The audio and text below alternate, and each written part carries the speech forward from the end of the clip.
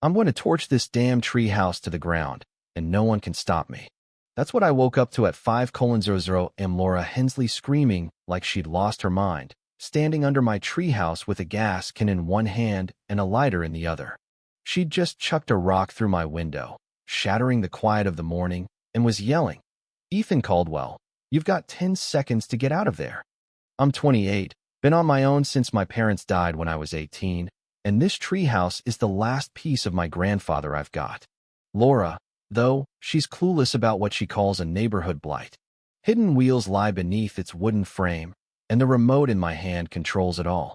When she came to obliterate my world, claiming she was saving the community, she had no idea she'd just unleashed a beast my grandfather engineered 30 years ago.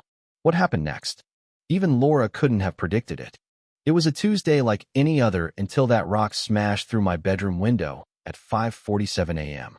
I jolted upright, heart pounding, glass shards glittering across the hardwood floor.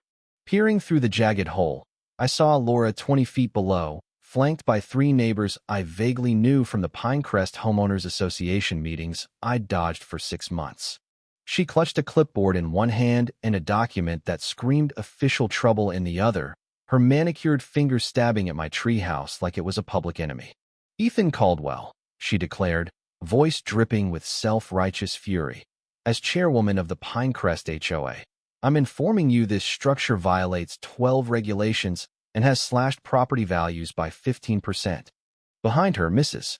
Grayson nodded like a zealot, while Tim from 2 houses over filmed it all on his phone. A third woman, a stranger, snapped photos of my treehouse from every angle, like she was cataloging a crime scene. I scrambled into jeans and a t-shirt, my mind racing. This wasn't just a quirky relic I clung to. It was my home, built by my grandfather's hands when I was 8, the man who raised me after a car crash took my parents.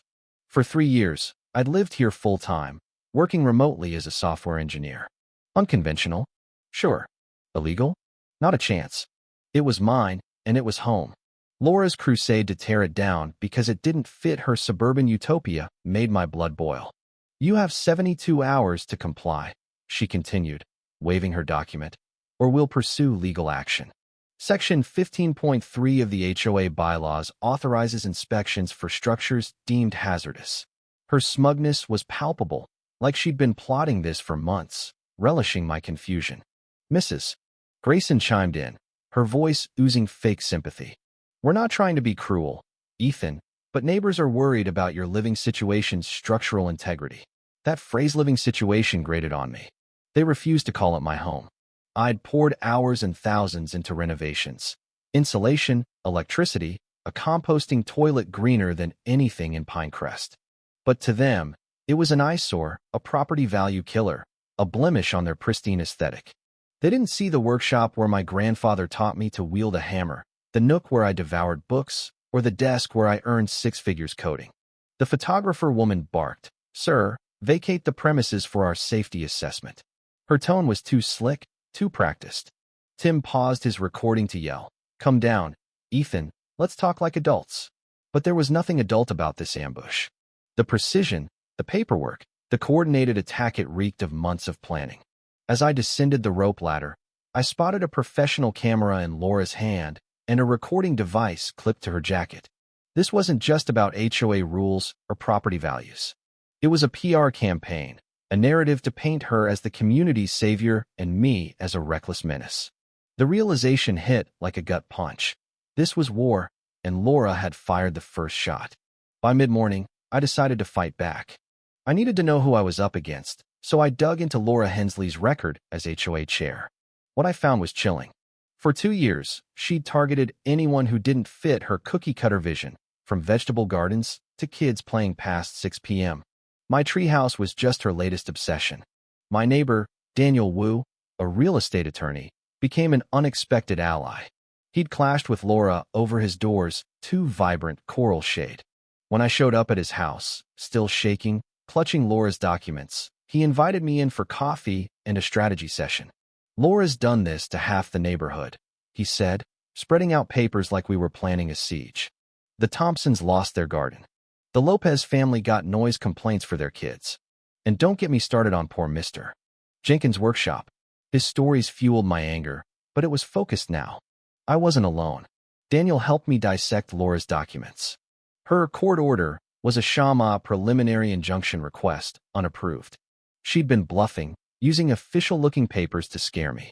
Worse, she'd been building a case against me for months, with photos, neighbor complaints, and an unauthorized property assessment. That's when I turned to my grandfather's boxes in the treehouse basement. A retired NASA engineer, he'd worked on emergency systems design. I'd never dug into his files, but now, I found schematics for a mobile emergency shelter prototype. Hydraulic lifts, retractable wheels, solar-powered systems. Treehouse was a marvel. A leather journal, hidden behind a false drawer, revealed his vision. A proof of concept for civilian evacuation systems, with notes about preparing me for system activation. The final entry, written weeks before his death, detailed Emergency Protocol 7, and the remote I'd found after his funeral, mistaken for a garage opener. I spent hours cross-referencing the journal with blueprints. My grandfather had spent 15 years preparing for a crisis, using our treehouse to test cutting-edge technology. The hydraulics could lift it 3 feet. Wheels could move it at 15 miles per hour, powered by solar panels and a hidden battery bank. Then I found a folder labeled Legal Documentation. Permits from NASA and the city, issued 15 years ago, authorized experimental mobile shelter testing in perpetuity, as long as the Morrison family used it for research. My treehouse wasn't just legal, it was a federally sanctioned research facility. The remote, heavy with buttons and a red emergency activation switch, sat on his workbench. Laura had picked a fight with a legacy she couldn't comprehend. By day 3, Laura escalated. She wasn't just leaning on legal threats anymore, she was painting me as a danger to the neighborhood. A flyer in my mailbox advertised a community safety workshop that evening, featuring Dr. Emily Carter, a psychologist specializing in adult attachment disorders. The subtext was clear. A 28-year-old in a treehouse was unhinged. Furious but curious, I attended. The community center buzzed with 30 neighbors, whispering as Laura stood beside Dr. Carter, who set up a PowerPoint. The room felt like a kangaroo court. Carter's presentation was a slick attack, cloaked in jargon about failure to launch and arrested development. She cited stats on depression and isolation, implying my treehouse was stunting my growth. The worst was her talk of environmental factors reinforcing maladaptive behaviors, suggesting the neighborhood was enabling my dysfunction by letting me stay. Laura's prepared statement was a gut-wrenching performance. As someone who lost a daughter, she said, voice trembling with calculated emotion, I feel a duty to spot a young person in crisis. She described my isolated behavior and unsafe home, framing it as a threat to kids who might mimic me. It was masterful, making dissent seem heartless. By the end, neighbors looked at me with pity or fear, offering mental health pamphlets and transitional housing tips. Laura had weaponized my grief and isolation, turning me into the neighborhood's problem child. But she didn't know my grandfather had armed me with more than memories. Friday brought a lawsuit, delivered by a sheepish process server. Laura's high-end law firm demanded the treehouse's removal and damages for property value loss and public nuisance. The 47-page complaint included neighbor statements and assessments. Daniel was livid, noting the case's unnatural speed. A court date was set for Wednesday, unheard of in our clogged courts. He uncovered why. The lead attorney was Laura's cousin, and his paralegal's brother worked at the courthouse. Judge Margaret Ellis, known for siding with HOAs, was assigned. Things looked grim. Then I found gold in my grandfather's files. Permits confirming the treehouse was a NASA City research project, exempt from zoning laws.